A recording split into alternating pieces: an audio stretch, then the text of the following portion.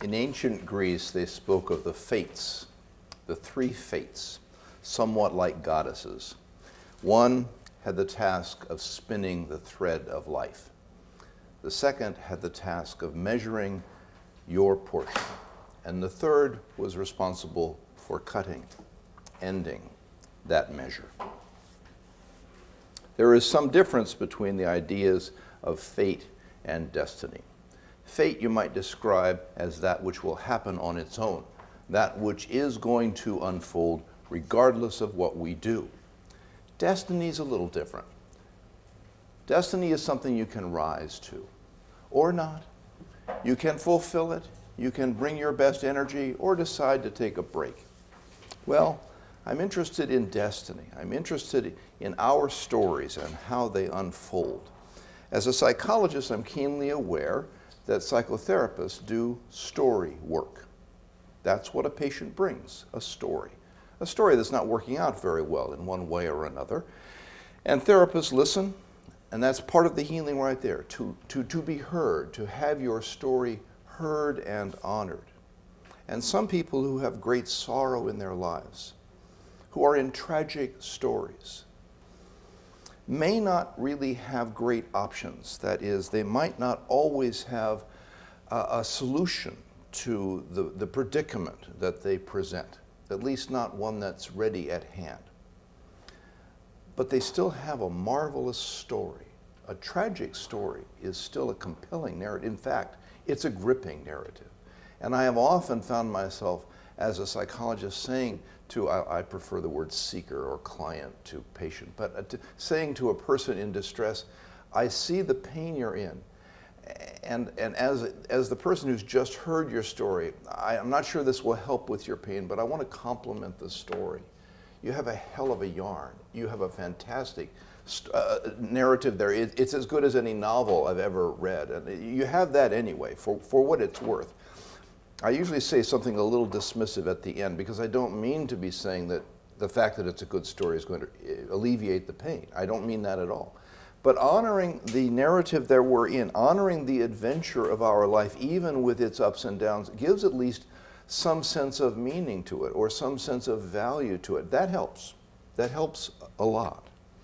Stories are, after all, how we organize the flow, the random mess of experience that we go through. We have some sense of our story having a past, a present, future. Well, we hope it's a good story with a good beginning, a good middle, a good ending. We're in the story. We don't entirely know how it's going to turn out. We've got ideas. Well, we have hopes and dreams, but we don't know for sure. And one of the things that patients present is a feeling of being lost and adrift.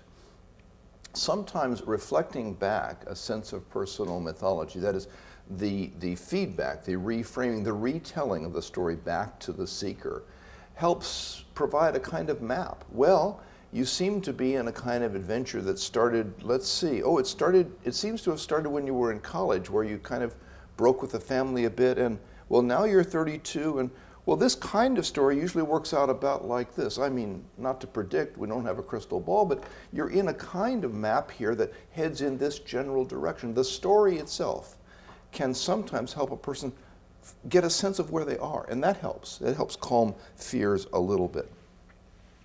Remember, a crucial part, Joseph mentioned the family travels. I came from a very religious family, very fundamentalist. My father did a lot of organizing for Billy Graham. I ended up going to a Baptist seminary for a while. I kind of recovered, and I still very much value all of that, but I had to get a hold of it and sort of make my own way and not just be in something so strong and so certain. The problem with it was the certainty, the answer to everything.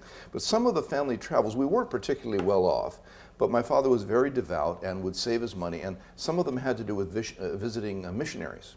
So I've been traveling in India and visiting orphanages and such. And even now, with the changes in my own philosophy, I do admire the people that went out to the front. They did not spend a lot of time passing out Bibles. They spent their time setting up soup kitchens and things. And I think they get bad press. I actually think mostly it's pretty good work out there. But I came back to the very strict conservative Sunday school. And I had all these questions about, I was 13 years old. I just spent a lot of time in India and also went to all the temples. It wasn't all orphanages and such. Some of the temples have erotic carvings on the outside. I'm 13 years old. What is it? This is a sacred building. Well, they have a different sense of church than we have. So I come back and I'm full of all these questions, and I'm peppering my Sunday school teacher. Well, now, what about the Hindu? Now, they have lots of different kinds of gods. Isn't that? Do we have anything like that?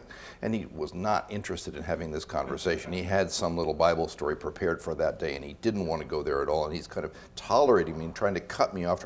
Finally, he says, Jonathan, listen, you have to understand, we're worried about these people. These people are all lost. We have to pray for them. We have to try to minister to them. And I said, are you sure? I think there's a lot more of them than there are of us. Are we sure we're the right ones? Maybe we should just be in a conversation. He didn't like that. And he leaned over and said, Jonathan, you have to take this on faith. Well, I'd been around church circles long enough to know what that means. That means shut up, kid. And I did. But I never stopped asking the questions. And of course, questions get you in all kinds of trouble. Questions are a journey unto themselves. If you begin questioning your own nature, your own family's assumptions, your own tribe's politics, if you start questioning why we believe this instead of something else, why we do things this way instead of some other way, you're not a full-fledged member of the thing the way you once were. You're not fully in it if you're questioning it. You have stepped back. There's some interesting language in developmental psychology, particularly out of Harvard, particularly a man named Keegan. And he says the whole journey through the stages of life seems to happen backward. We step back from some place we have been and we can see it. Well, I think this happens through questioning. We start to be able to understand not where we are, but where we were. And we're pretty sure we don't want to be there anymore.